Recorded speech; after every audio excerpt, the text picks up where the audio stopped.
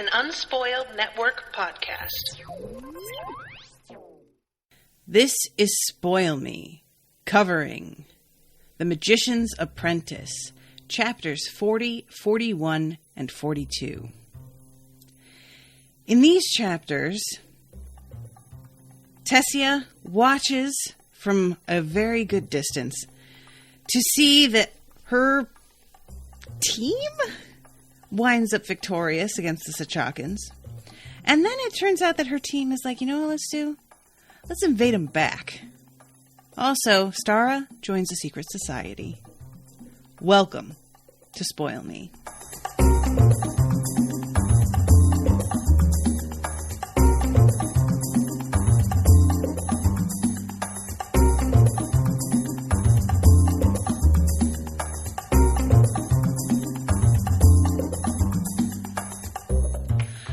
Welcome to the show, everybody. I am Natasha.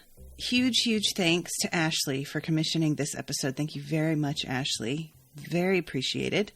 Ashleigh is an MVP. She's always just like booking entire TV shows and books and shit. Guys, these chapters are banana pants in that they are very not banana pants. I am startled by how uneventful the battle against the Sachakans wound up being.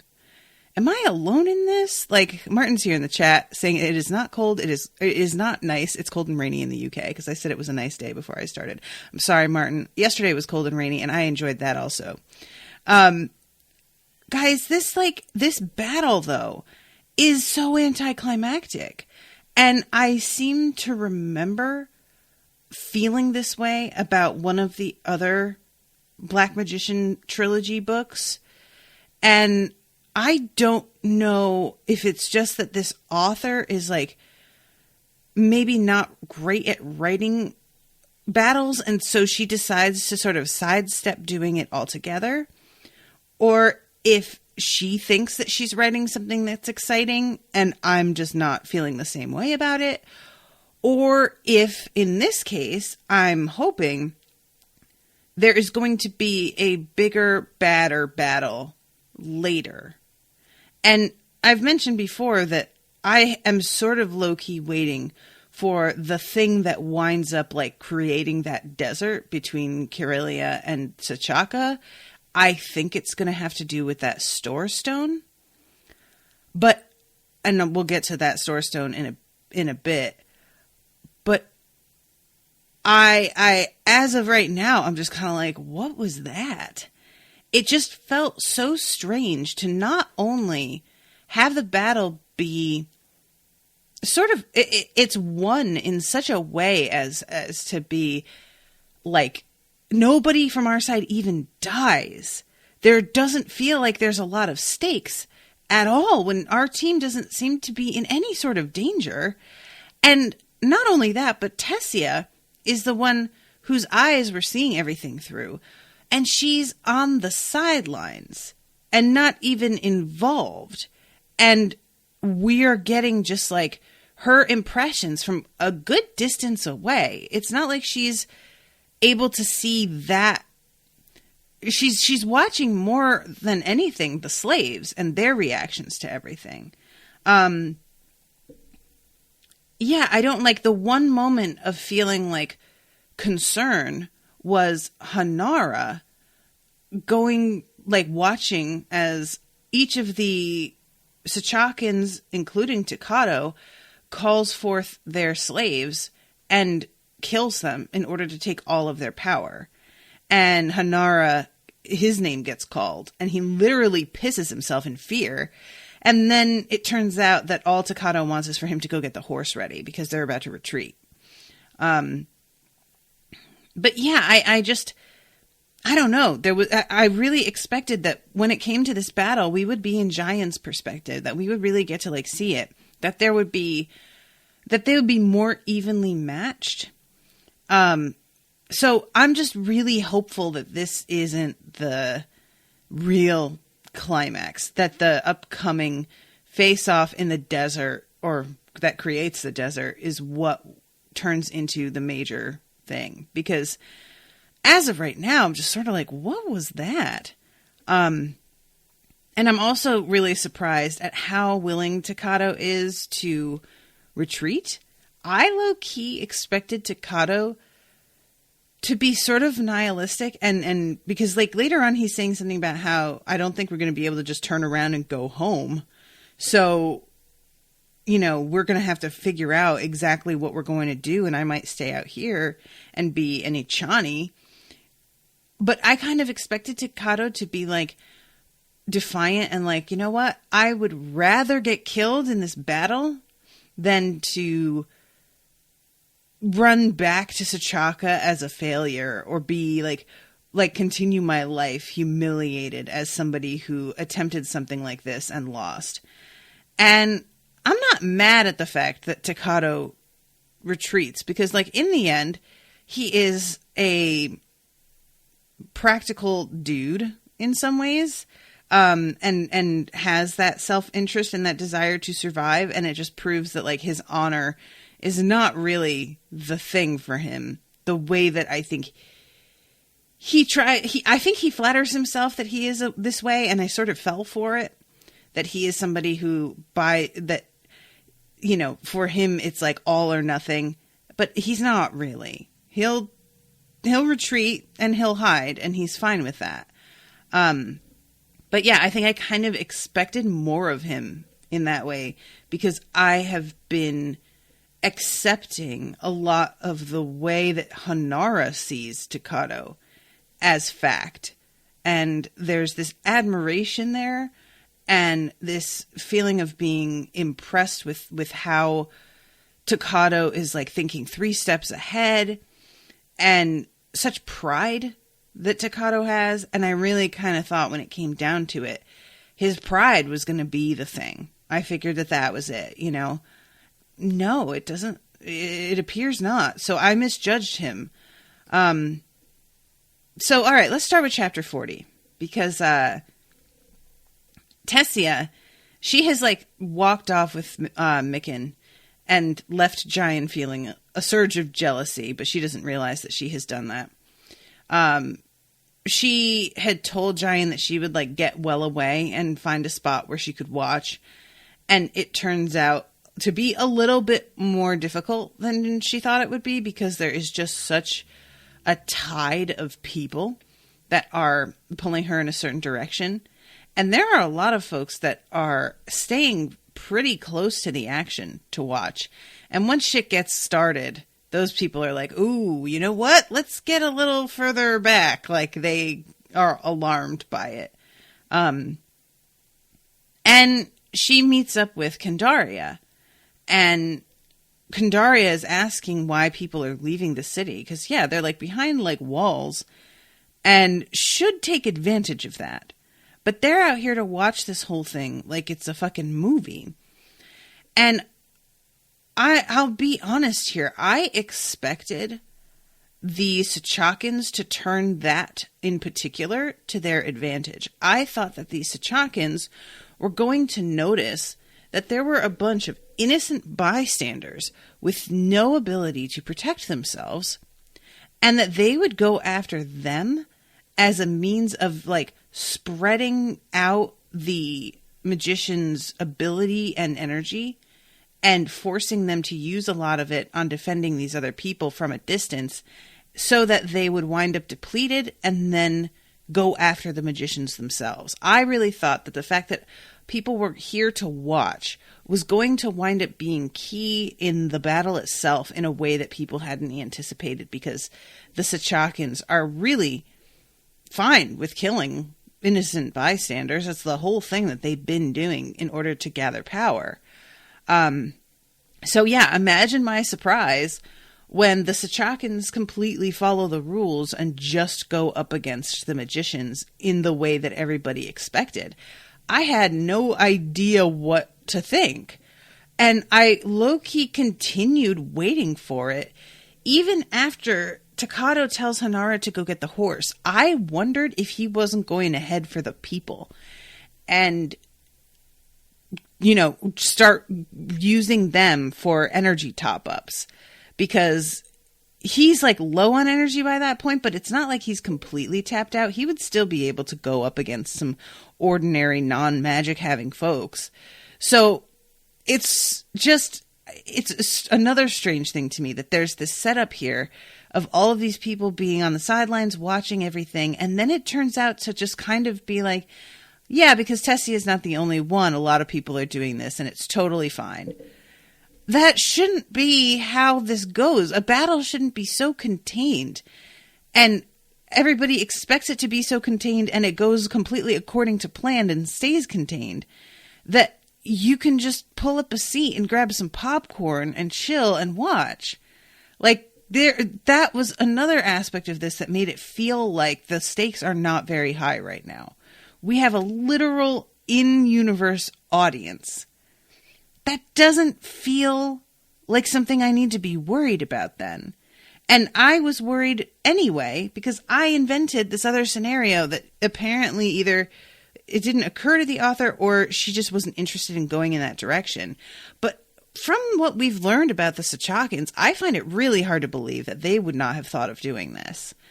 And I don't know. I guess they're just like maybe feeling very confident that if the Sachakans tried to cut towards the sidelines, basically, that they have enough stored power that they would be able to block them and it wouldn't be much trouble.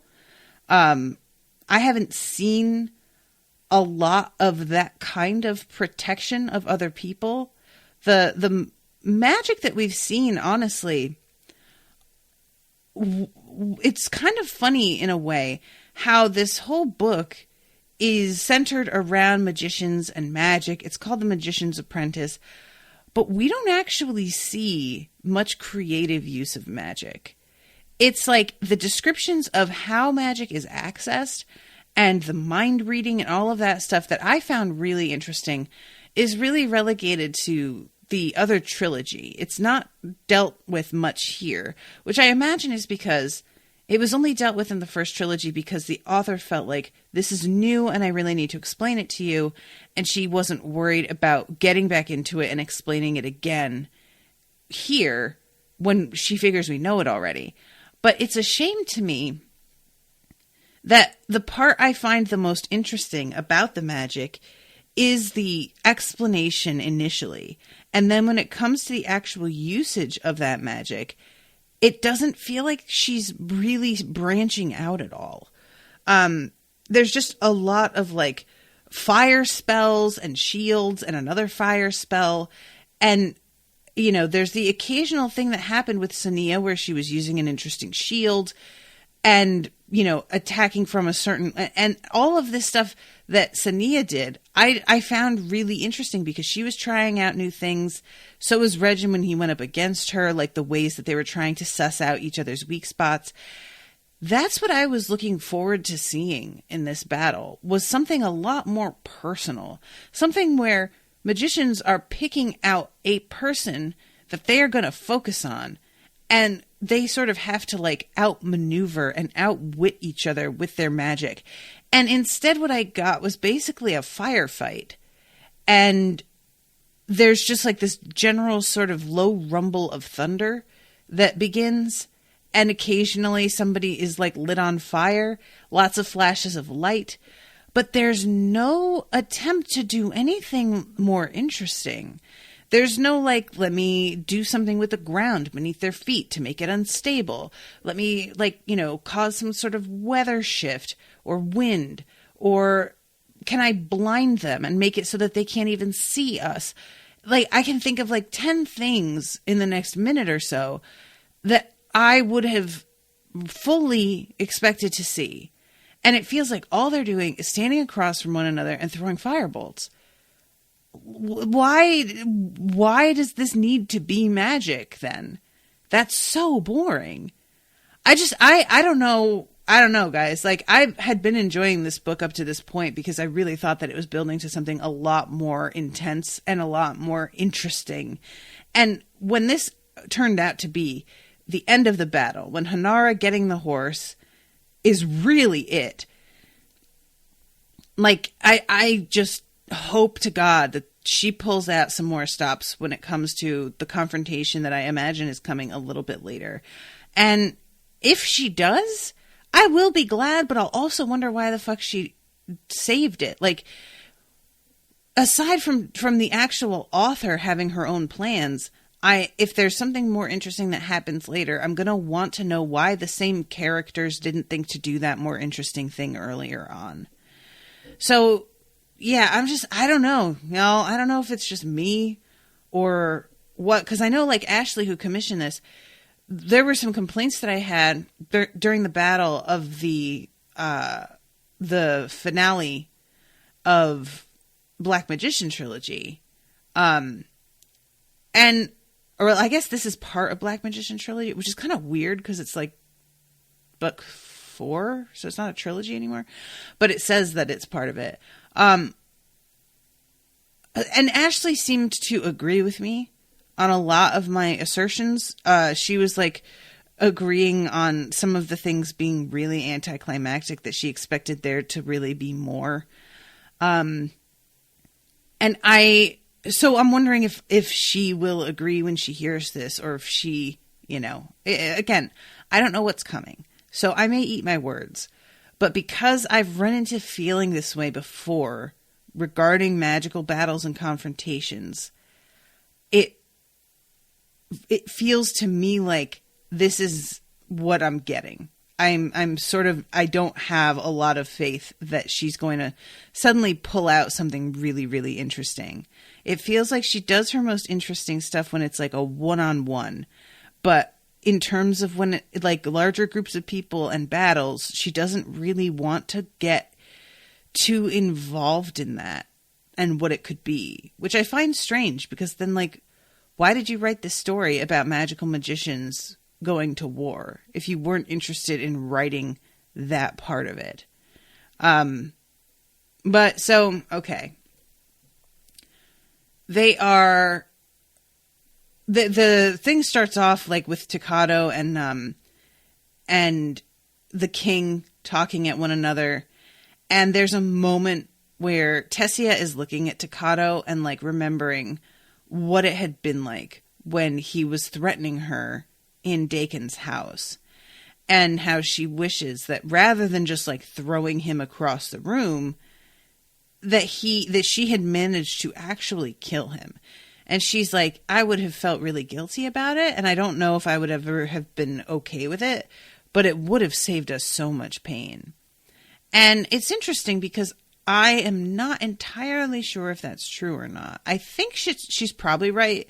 Takato feels like the mastermind behind all of this, and it really just seems like the Sachakan king would not have gotten involved if Takato hadn't pushed things and started to succeed. So I think she's probably right. But whenever somebody assumes that killing one person is going to solve the problem, I can't help but sort of squint at them and be like, will it? Because in the current climate that we are in, for example, a lot of people want Trump out of office. And while, don't get me wrong, that would be lovely, I do not believe that Donald Trump is our main problem. He is a symptom of the actual problem, which is the fact that people are racist, ignorant, selfish assholes. And you can get rid of him, and that shit is still going to be there and still happen. So I almost wonder if she is just going to, like, if she had killed him, if she just would delay the inevitable, if somebody would come at Sachaka eventually, or at Kyralian eventually anyway. So we have the, on the other hand, she had not caught any obvious Sachakan attack directed beyond the army. Destroying commoners and buildings will come later. For now, it will be more important to direct all their power toward fighting. It won't count as victory if they smashed a few walls but not defeated the army. Which, again, maybe. They could be pulling commoners in to use as sources, though. So, eventually, like, the Sachakans, I think 2/3 of them go down. And, our side has not suffered a single loss at this point. And then Tessia starts to notice slaves trying to run away. and the Sachaka magicians having to expend some of their magical energy to stop them and drag them back. And they are not happy when they have to do that. Takato is forced to do that at one point. And he is just really pissed that this slave is not obeying him implicitly and forcing him to expend any energy in catching them and taking them back. So let's see. The Eleens wouldn't have taken magic from the Kyralian people. It would have been too presumptuous of them, or the Lans, or Vindo, to take magic from people not of their own country. And Kyralians might not have volunteered to give magic to foreigners either, even foreigners who have come to help us. I find this really interesting, and it bums me out that we don't get to see a conversation about that. I would have liked a bit of a discussion amongst the magicians about whether or not we could ask the Kyralians to volunteer to donate magic to the other foreign wizards. But, you know, what are you going to do? So then we go to Hanara's POV. And let's see. After the last battle Takato and his allies had ridden down the road, later that day they had encountered another group of 20 Sachakans who claimed to have come to join Takato. While Takato was welcoming to these newcomers, he told Asara and Dachito later that he had recognized some of the fighters. They are Nomako's allies, he'd said. Did you notice how some of them are being so friendly with the last group that joined us, who coincidentally also numbered 20? Their timing worries me, even as it pleases me, Dachito admitted. Do you think Nomako sent them south? Takato had nodded. To join us just when we have spent much of our strength on previous battles. Asara scowled. They mean to steal our victory. Not if I can help it, Takato growled. So the three had delayed the journey to Imardin a few more hours so that they could hunt for more strength. And Hanara is looking at them and realizing that it has not done them any good. No Kyralians have fallen. They don't seem tired. They're not hiding behind one another as if they are depleting. Their attack is not failing in any way. And then, like, 2 more Sachakans fall while Hanara is thinking about this. And as he does, this is when Takato begins to pull forth his other slaves and kill them and take their power. And eventually, after Hanara pisses himself in fear and realizes that he's just being asked to go and get the horse, it's really funny, actually, because he, like, has to climb on the horse behind Takato. And Takato can feel that he pissed his pants, and he can smell it, and it's just like, motherfucker. Like, just so grossed out by it. So that is, like, the end of this battle. And it just is really, really weird to me how quickly it's over. It's like a chapter. I thought if it were a chapter, it'd be longer than usual chapter. But we go then to part 5. And this begins with Stara, who is going to visit. Well, her husband Kachiro is going to visit Dashina, and she is meeting up with his wife. This is the wife that has the disease that caused her to be unable to have children, I'm pretty sure. And she is, like, spotted. You know, she's got the, whatever the disease, it, like, comes and goes, apparently. So she goes in, and the guy, Chivori, who is the one that Kachiro had told her, I wouldn't mind if you found him attractive, he's there, and she, like, gives him a polite nod, but we find out that she's actually seen him several times since then, and Kachiro seems to have not brought it up again.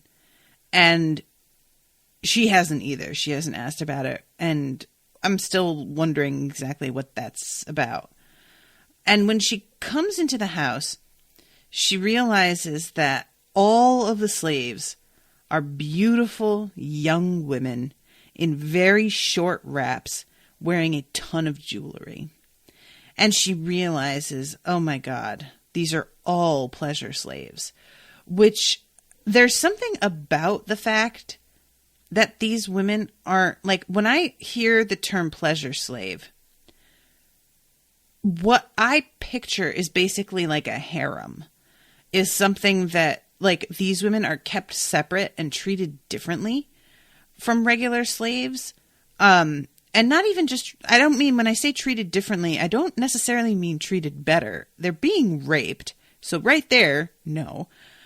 But I did expect them to be kept somewhere that was considered more of a retreat, that he could go for a feeling of beauty and being away from things, like something that gives a sense of luxury. And instead, these women are just regular household slaves that do all of the work a regular slave does, and are apparently just constantly available for him to access at any time, which somehow is even worse to me, because, like, there's a sense, if these women are being kept separately in a different place that is meant to be sort of somewhere that he can get away from the world, I can imagine them having some downtime where they don't have to be worried about him coming and raping them. And if they're house slaves and they're just also doing normal work during the day, they have to always be concerned about him coming into any room that they're in at any point and what he'll be like. And that's not to suggest that he's just going to, like, rape one of them in the middle of the living room when they're dusting, but that's also certainly a possibility. And it's just like, I don't know, there's something so much more demeaning about it when they are being, like, used both ways. I don't know if I'm making sense here, but it just, when I realized that they were just going to be around all the time. And it's also like, in terms of being his wife and knowing that this guy is fucking all of these slave women, how must it feel to you as a woman who is suffering from this disease, who is getting older and losing her looks because of the disease that she was infected with by this shitty dude, to be surrounded constantly by younger, prettier women all the time? That is just brutal. Like, ouch, you know? So Stara goes and meets up with Tishana. And she says that she's going to give her a tour of the house. Chiara says this. And it's a weird moment because Stara isn't aware that she is about to be, like, let in on this big secret. So they start touring the house in a normal way, it seems like. But then they begin to, like, turn down some hallways that are not decorated, that are, you know, empty of guests or other people. And she's like, this feels like the area that the slaves would go. This is kind of weird. Why are we going down here? So they come into this room where there are a few slave women sitting at this table. And one of them stands up and says that she is Tavara. And she is a slave that does not prostrate herself in front of Stara and maintains eye contact, and generally does not behave the way that Stara has learned slaves behave here. And it turns out that Tavara is the leader of a group that they call the Traitors. Excuse me. And they are the ones who helped get Nachira out of the house. So these are the people that Vora was, like, considering telling Stara about, and wasn't sure that she and asked Stara to, like, trust her enough to not press the issue. And it turns out that they are constantly doing things to sort of help the women in their country. And they started off just helping slave women. And then they began to understand that the noble women are going through just as much in a lot of ways. They are still disenfranchised. They have power that slaves don't have, but only up to a point, and only if they manage to behave well. And that power can very easily be taken away, and they are turned into a slave with slightly better clothing, if they don't behave the way that they are supposed to. They have access to money, to some places forbidden to slaves, political influence through family, or access to powerful ears. And sometimes they're more helpless than we because they are not invisible and cannot roam beyond their homes. So I liked that being sort of touched on specifically. The fact that if you are a slave, to a point, you are able to pass unnoticed in a lot of places, and that they are able to carry messages to one another and talk and it's just not really paid attention to. So let's see. You trust me? Stara looked around. You must do, or else you would never have brought me here. We had Vora's mind read, Tavara told her. She trusts you. That will have to be enough. You read... Stara looked at Vora, who shrugged. Then you must have a magician in your group. Yes, Tavara nodded, and hopefully we still do. She was obliged to join the army and left to fight in the war in Kyralia. You will no doubt see that this means we can't have your mind read. Yet you're still willing to trust me. We are. Tavara crossed her arms.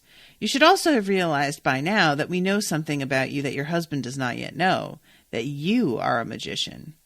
Stara nodded. I hadn't quite got to working that part out, but it makes sense since you read Vora's mind. Do you want me to read minds for you? I haven't tried it yet, not deliberately anyway. Tavara smiled. Perhaps eventually. We do expect that if you join us, you will work for us, although you'll still have the right to refuse a task if it is objectionable to you. If I'm too squeamish to commit murder, for instance. Exactly. That's a relief. What else? We are all equal when we are together. Slave, free woman, magician. Stara let out a sigh. Oh, what a relief. The woman looked at her oddly. You may not find this as easy as you think. I spent most of my life in Aline, Stara retorted. You have no idea how hard it's been to get used to having slaves. So when are you going to rise up and end it? The woman's eyebrows rose as she regarded Stara thoughtfully. It wasn't among our plans, she admitted. All our energies go towards trying to save women's lives. Your brother's wife lives in a place outside the city we call the Sanctuary. Removing women from their homes is dangerous, but that is not the end of it. We have to transport them there at the risk of exposing both the Sanctuary and ourselves. Keeping the Sanctuary stocked with food is difficult. We have plenty of money, but must ensure no transaction is traceable to us. Only a few women can know the location, and those who stay there cannot leave, for if their minds were read, our work would be discovered. So Martin says, so where do you think you've heard of the traitors before? Martin, if I have no memory of it. If it's been mentioned, sorry. It was deleted from the archive. So yeah, this she mentioned something about we try to make lives better by manipulating politics. The right rumor in the right ears can kill the emperor, as they say. Sometimes we use trade to change a family's fortunes. Sometimes, as I mentioned earlier, we are willing to go further, to make someone sick or even have them killed. Knowing this, would you still be willing to join us? Stara nodded. Oh, definitely. But are you sure you want to recruit me? What if my father visits and reads my mind again? What if Kachiro decides to? So this is when Tavara introduces this thing called a store stone. Guys, I don't love this being brought into the equation right now. This is the kind of thing that, we are in the end of this book, right? There are 5 parts. We are in part 5. And this thing that feels pretty fucking significant is just being brought up now and feels to me as a reader very narratively convenient. It feels like this author wrote herself into a corner and then was like, oh, you know what? I really need to like do something because there's no way for this plot point that I'm heading towards to work out if I continue on with the, but they can just read your mind routine. So I'm gonna need something that keeps them from being able to do that. And it's another thing, like, correct me if I'm wrong, but in Sania's storyline, I don't remember a Store Stone ever being mentioned. She says, we buy these from the Duna tribes in the north. They make several types for different purposes, but will only sell us this kind. It protects the wearer from mind reading and not just by blocking all thoughts. Once you learn the trick of it, you can feed whoever is reading your mind the sorts of thoughts he is expecting while still hiding what you don't want him to see.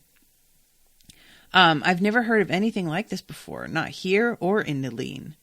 No, magicians do buy stones from the Duna tribes, but they don't believe they have magical properties, so the tribes only sell them the ones too flawed to be useful. But they sell these to us, the traders.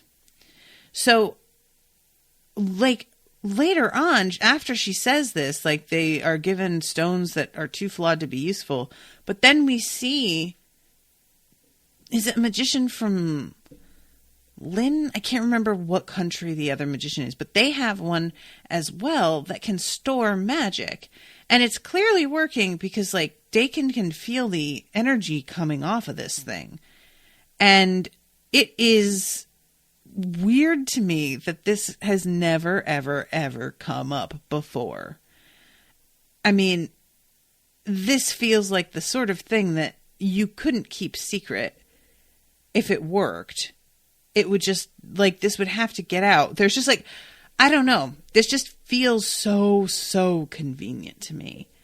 And the fact that it's being brought up here and then brought up to the magicians on the other side for the first time as well, all within, like, a chapter of each other, it just doesn't ring true for me. It just feels really contrived.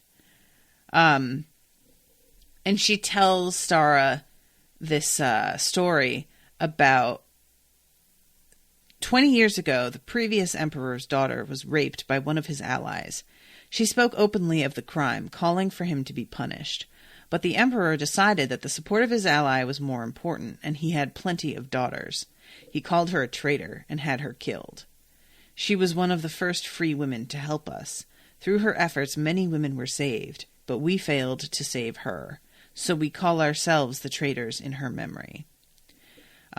Which, yeah, this is one of those things that, like, you know, it sounds like an extreme story, but when you look at history, women have been blamed for their own rapes and ostracized for their own rapes throughout time itself. Like, this is just how it goes. These stories fail to shock me at this point. That's just a matter of course, especially when the man is in power and stands to gain something by not going after the perpetrator, you know? It's like I say this, like, and stands to gain something. And really, frankly, there is very little that they stand to gain so much as they will not lose anything. It's shocking how much people will tolerate and the kind of behavior that they will tacitly endorse when they don't want the boat rocked at all. And I don't know how many of you all have this kind of dynamic within your family. I'm lucky that I don't, but I know many people who do. There will be like a relative that everybody pretty much knows molests kids. And that person will just be invited to Thanksgiving anyway. And they'll just be like, you know, keep the kids away from him. But nobody calls him out. Nobody ostracizes him. Nobody does anything because they just don't want to deal with that. Because there's this like weird familial loyalty that for some reason they do not feel to their own children, but they definitely feel to this one fucking dude. And seeing the victims of sex crimes being backburnered in favor of the perpetrator is the norm more often than not. In order for the victim to be put at the fore and made the priority, that victim has to be pretty much perfect. They have to be somebody with no questionable moral behavior in their history. They have to be somebody who fought and clawed the entire time. They have to be somebody who everybody actually likes as a person. There has to be so much in their court that there's nothing to be done but believe them and take this other person to task. Oh, and there has to be real solid evidence. A videotape would be ideal. And that's not even enough plenty of the time. So this is just so typical.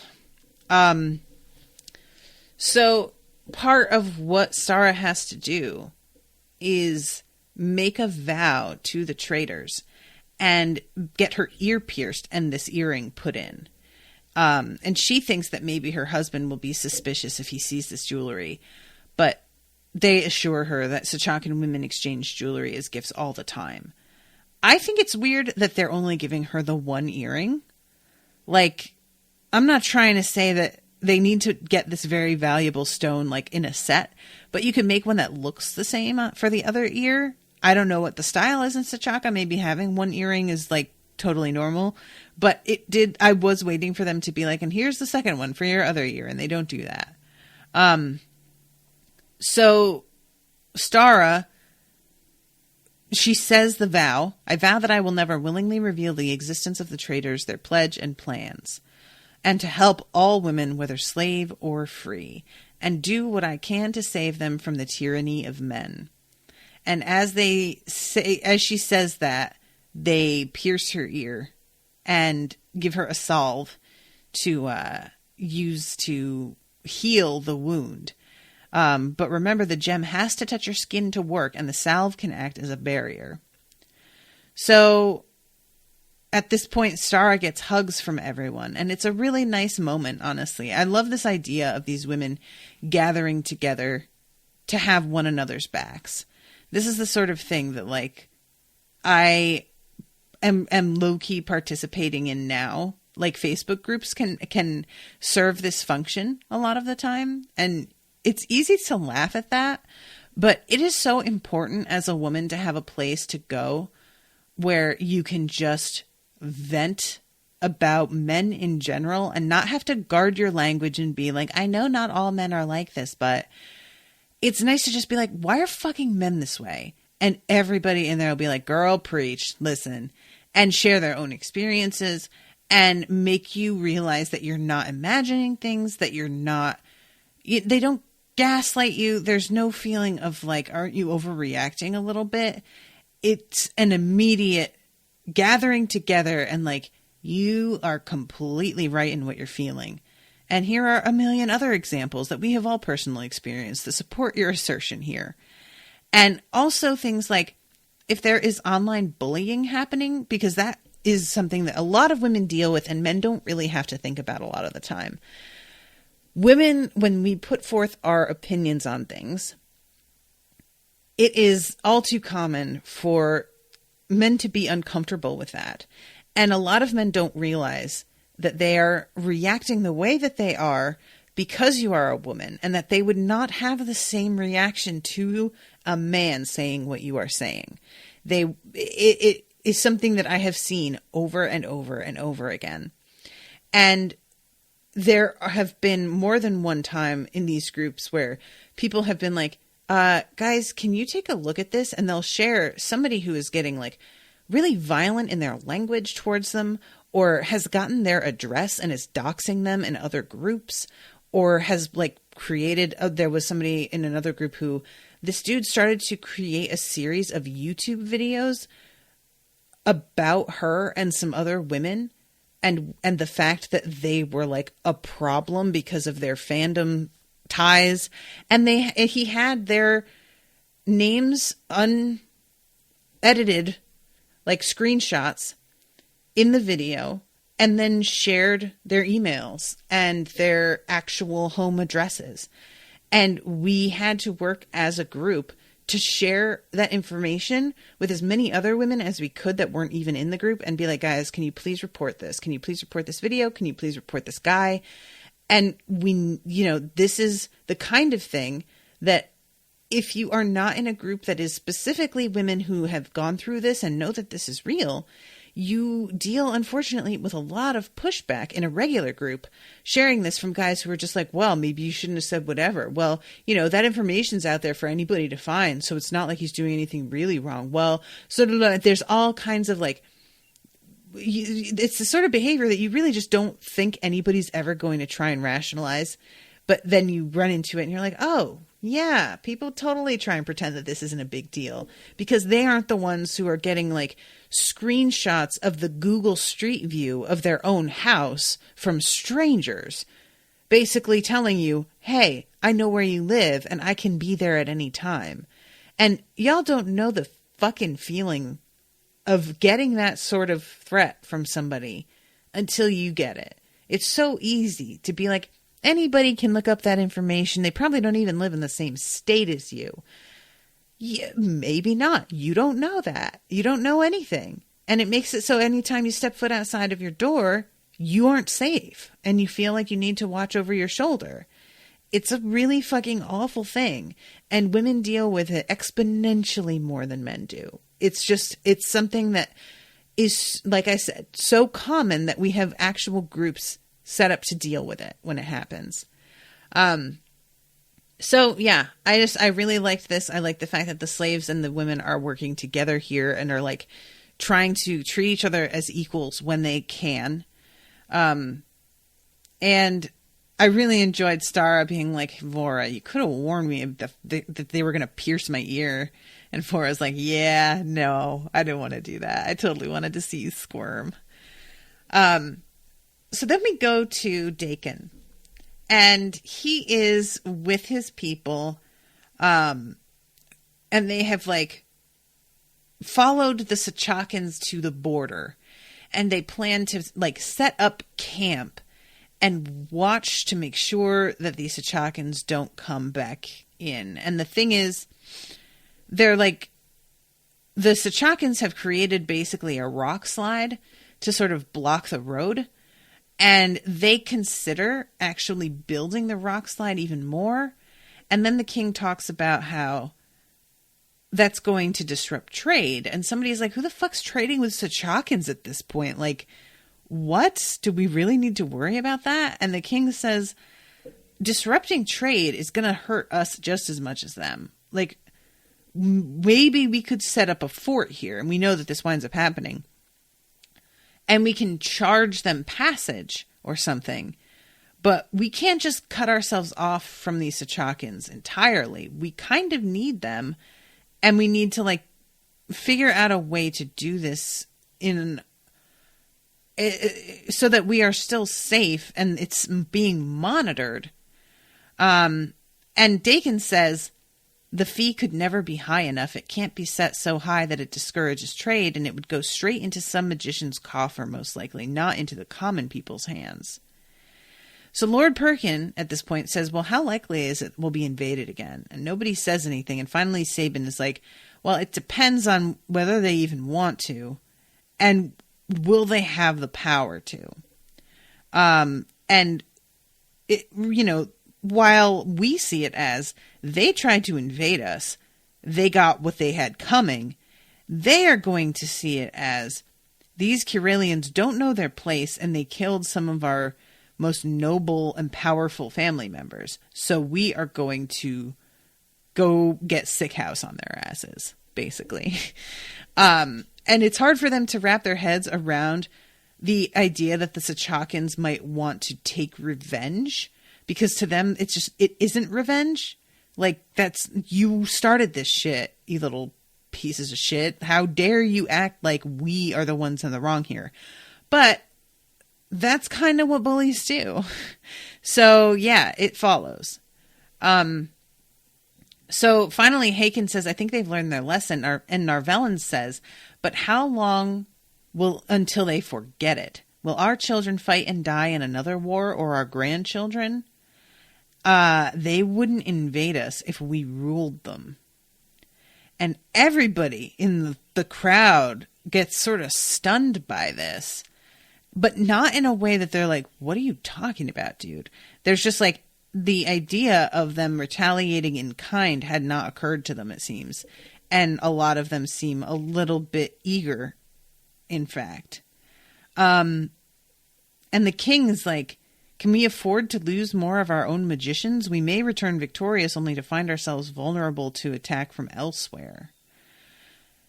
And honestly, he says we can't afford to lose more of our own magicians. You didn't lose any. Like, you've lost some in the intermittent fights and guerrilla attacks, but like, you'll be fine. Narvellin says, who else would dare or bother? Lonmar? They're too busy worshipping their god and barely pay attention to what we do. Lon, Vin, Eileen, they're here supporting us. And he says he turned to regard Dem Ayend, smiling, but with a hint of seriousness in his gaze. Dem chuckled.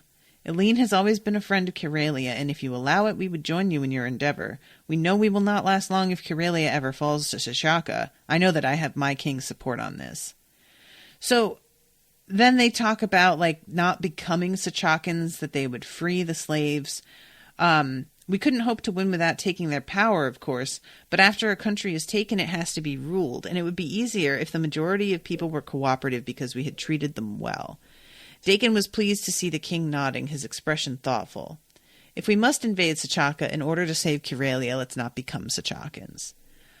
So, this is like, it really happens very quickly, I feel like, this decision that they come to invade back.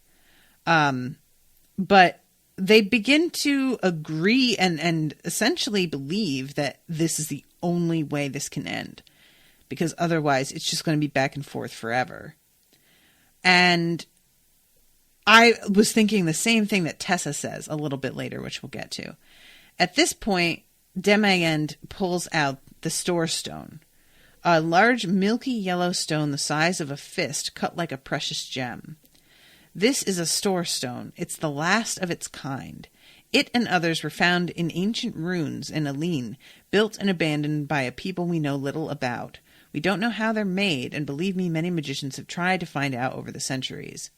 It stores magic. Transferring power to it is not unlike sending power to another magician.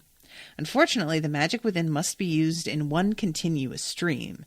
If not, it will shatter and release the remaining magic in a devastating blast. So yeah, I'm assuming this is going to be the thing that leads to the desertification of part of Kyralia and Sachaka. But it's a bomb, right? It's a bomb, basically. And yeah, it's just, I mean, him talking about how this is like a long lost art that we found in the ruins of this place. Nobody's ever been able to make a new one.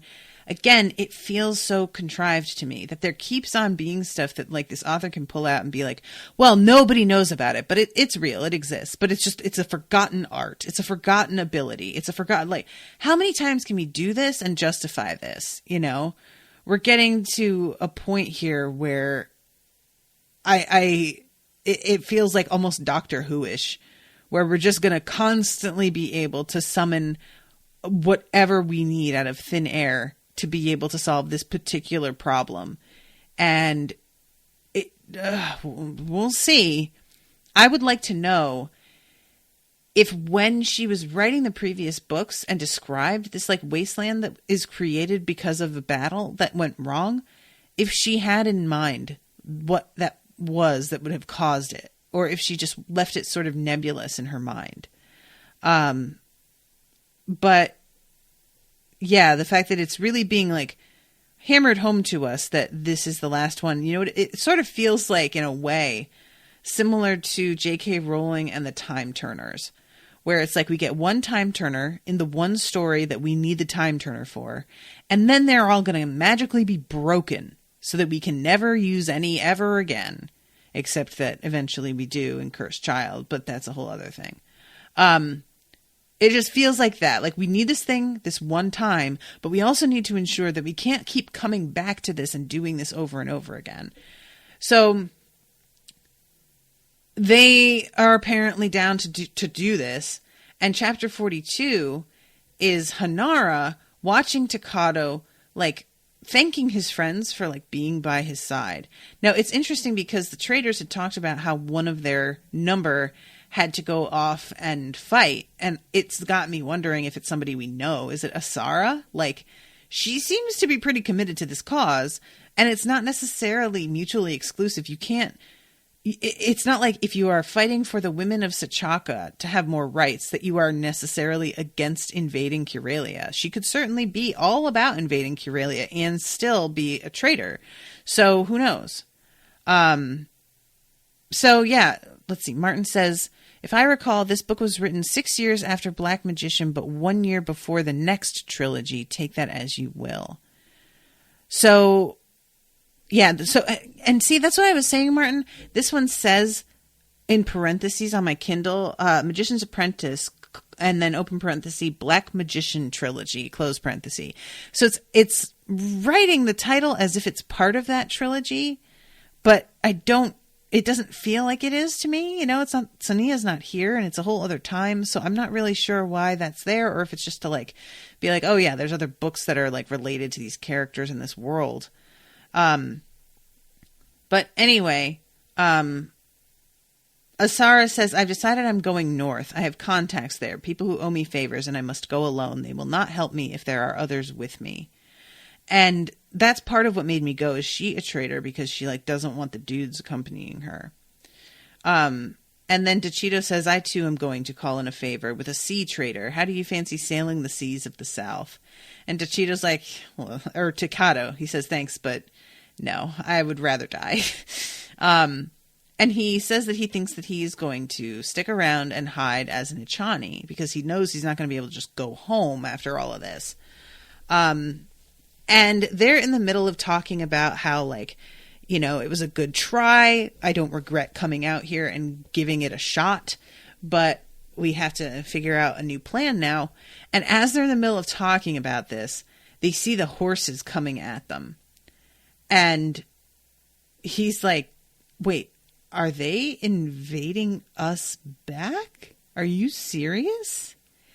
And then the last section is Jayan talking about Tessia. And there's like this really sweet moment where Jayan finds Tessia's father's medical bag, and the stuff that was in it is gone. But she's so grateful to have this bag that she lost back that she starts crying. And man, I totally understand that. This is the sort of thing that, like, I used to just be so frustrated by people who put a lot of store by antiques and hand-me-downs and stuff. Like, I would understand in general the feeling behind it, but I would sort of be like, you have the memory though. Like, that's the most important part. And as I get older, I'm finding that, like, I get sent some things that I used to have as a child, and they mean a lot more to me than they did before. I'm getting it a lot more now. So her reaction here makes a lot of sense to me. And Tessia is not excited about this invasion. She's like, they already hate us. We already hate them. We're going to seek revenge and take them over. And what, we think it's going to end? There's going to be rebels trying to get back at us. They're going to, like, this is not going to be peaceful. We aren't going to be able to just, like, take over and free all the slaves and then suddenly, like, settle down and get into the rhythm of life and go back to normal into our old routines. They're going to resist us. Non-magicians can also fight. They don't need magic necessarily. And Jayan's doing that thing where he's like, oh, well, you know, the slaves will be so glad we freed them. And she's like, you're out here acting like we didn't see Hanara run back to his master and be by his side fighting us. We clearly didn't understand the situation. They're loyal to their master. Some of them might be grateful. Some of them might want to, but I think that we assume something that's not necessarily true at all. And we don't know what we're talking about. And we're walking in thinking arrogantly that we're just going to be able to, like, create the situation we want. and that everybody else will be of the same opinion we are, and they're a different culture with different values, and they're going to feel a way about it. And yeah, this whole thing is just like, she is just not here for it at all. And when she asks, do you think enough of us will want to stay here afterward to help Sachaka slaves adapt to freedom, or will everybody go home? Giant can't even answer her because he knows perfectly well nobody's going to want to stay. And that's another thing, you know, this kind of transition takes an enormous amount of work and effort and commitment over the course of decades. And nobody is going to want to do that. They just want to be able to ride and be like, we rule you now. All the slaves are free. And then they want to be able to go home and continue to like rule from afar. And that's fucking laughable. That's not how this goes. So I really liked the fact that Tessia is just like, this is a bad idea. We have not thought this through. We have not investigated the culture or the people to find out like if that we are going to have any support at all. And just like overall, we just went up against a bunch of Sachaka magicians, and we believe that they are all terrible and all deserve to be overruled. But not all of them joined Takato. They seem to be like outliers. And Giant's like, yeah, just because they didn't join the fight doesn't mean that they didn't agree. They might have been too old. Maybe their magic wasn't quite strong enough, or it was like not sanctioned immediately. So maybe the king was still feeling things out. Like, I don't know how much they know about the king's involvement is really my question at this point.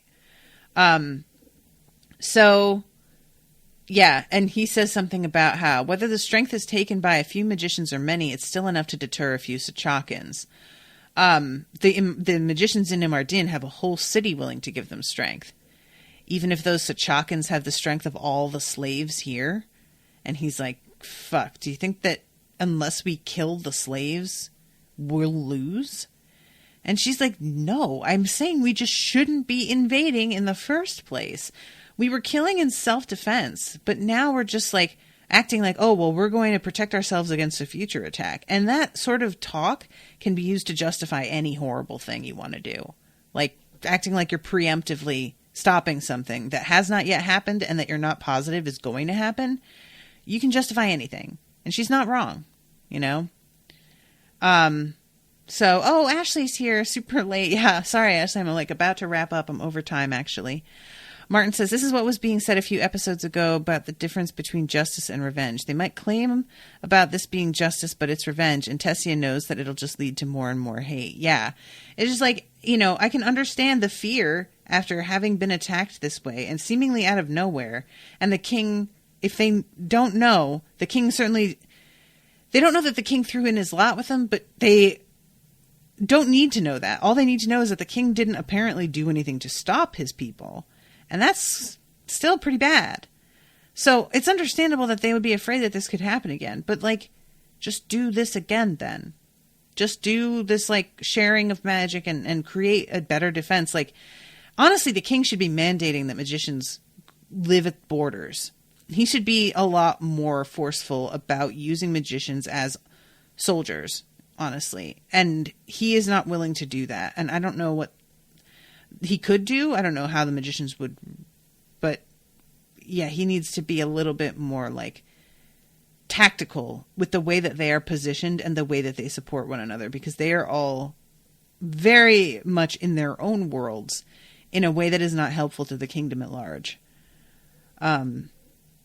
So, all right, well, I'm going to wrap up. I'm over time, like I said. So thank you all so much for listening. I hope you enjoyed the episode, and I will see you again soon with a new episode. So until then, toodaloo, motherfuckers.